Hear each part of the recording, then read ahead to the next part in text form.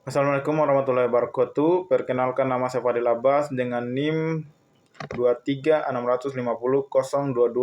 Pada kesempatan kali ini di sini saya akan menjelaskan pertemuan kelima jenis-jenis kejahatan teknologi informasi. Capaian pembelajaran. Pertama, poin 1, menganalisis definisi kejahatan teknologi informasi.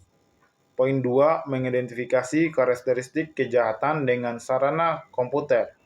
Poin ketiga, memahami modus operating charging sebagai contoh kejahatan properti. Poin keempat, mengevaluasi klasifikasi kejahatan IT berdasarkan sasaran dan modus. Paradoks teknologi informasi.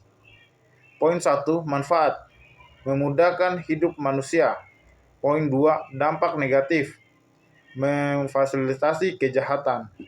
Poin ketiga, perubahan paradigma kriminologi dari faktor manusia dan ke faktor teknologi. Poin keempat, fakta. Kejahatan ada seiring dengan kemajuan teknologi. Mendefinisikan kejahatan teknologi informasi. Poin 1, universal. Belum ada definisi buku, tapi ada kesamaan pengertian. Poin 2, inti. Upaya memasuki atau menggunakan fasilitas komputer tanpa izin dan melawan hukum. Poin ketiga, Indra Savitri. Kejahatan yang berkaitan dan pemanfaatan IT tanpa batas. Karakteristik rekayasa teknologi. Dua kategori utama kejahatan IT. Poin 1, kejahatan yang bertujuan untuk merusak sistem dan jaringan komputer. Contohnya itu seperti hacking, DDoS, dan malware. Poin kedua, kejahatan yang menggunakan komputer sebagai alat bantu. Contohnya itu penipuan online, pornografi anak, dan perdagangan narkoba. Evaluasi istilah kejahatan komputer. Poin pertama yaitu computer mission atau penyalahgunaan. Kedua, computer abusion atau penyalahgunaan. Poin ketiga, computer fraud, penipuan. Poin ketiga, computer related crime, kejahatan terkait komputer. Poin kelima, computer assessment crime, kejahatan berbantuan komputer. Poin ke-6, computer crime, kejahatan komputer. Poin ke-7, cyber crime, kejahatan cyber. Komputer dari alat hitung ke pusat kejahatan. Poin 1, asal kata, tocomput atau menghitung. Poin 2, evaluasi fungsi, kalkulator ke multimedia ke internet. Poin ketiga, definisi modern. Poin A, kumpulan mesin elektronik bekerja secara otomatis berdasarkan program.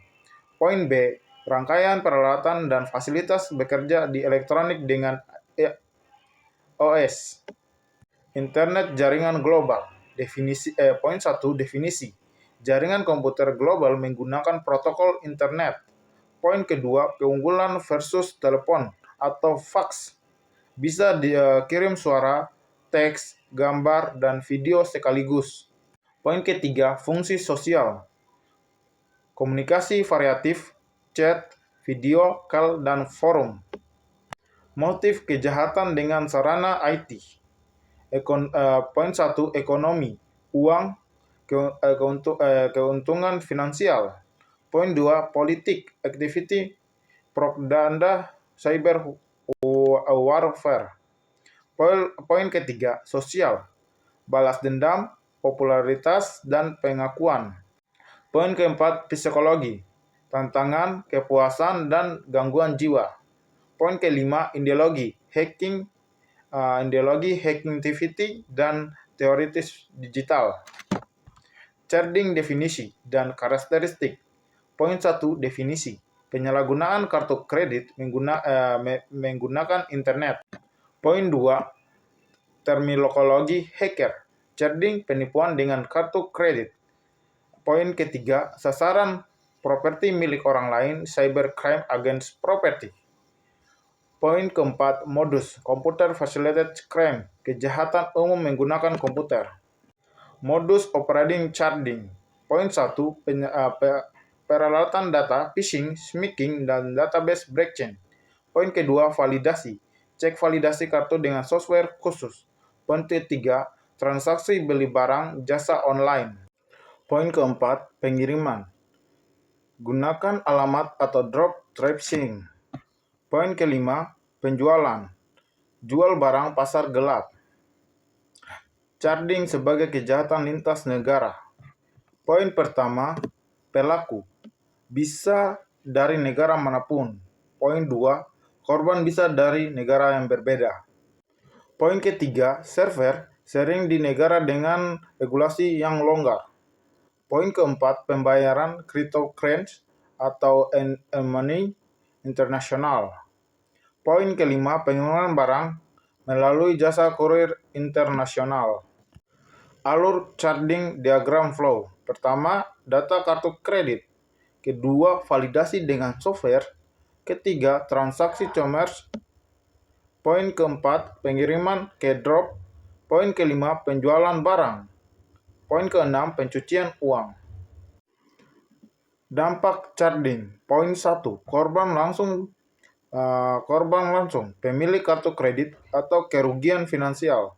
Korban tidak langsung, March e-commerce atau chargeback.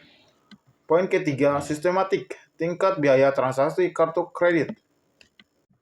Poin keempat, adjustment government, cyber intelligence, hacking pemerintah. Poin kelima, agent society atau penyebaran hoax atau ujaran kebencian. Klasifikasi berdasarkan modus operating. Poin 1, komputer AS target, hacking, virus, DDoS. Poin kedua, komputer AS tool, komputer online, pornografi.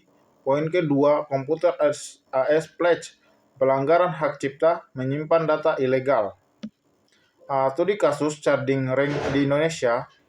Pertama, poin 1, fakta 2019, Polri ungkap sinding charging internasional. Poin kedua, modus phishing, website bank palsu. Poin ketiga, kerugian Rp 2 miliar. Pelaku WNI dan WNA. Poin kelima, hambatan. Server di luar negeri, pembuktian digital. Regulasi untuk charging di Indonesia. Poin 1, Undang-Undang Nomor 19 2008 Johnston UU dan UU Nomor 19 Tahun 2016 tentang Informasi dan Transaksi Elektronik (UU ITE) Pasal 30 akses ilegal, Pasal 32 internet data, dan Pasal 36 pencurian data, dan Pasal 45 sampai dengan Pasal 52.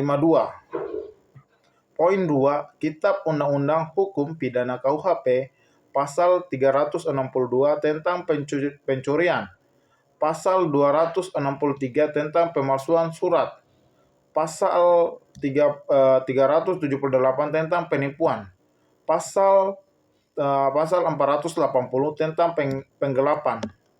Poin ketiga, Undang-Undang Nomor 27 Tahun 2022 tentang Perlindungan Data Pribadi, UU PDP Pasal 67 dan Pasal 68. Poin keempat, Undang-Undang Nomor 8 Tahun 2010 tentang Pencegahan dan Pembatasan Tindak Pidana Pencucian Uang, UU TPPU. Mungkin itu saja yang bisa saya sampaikan pada kesempatan kali ini. Dari saya, wassalamualaikum warahmatullahi wabarakatuh.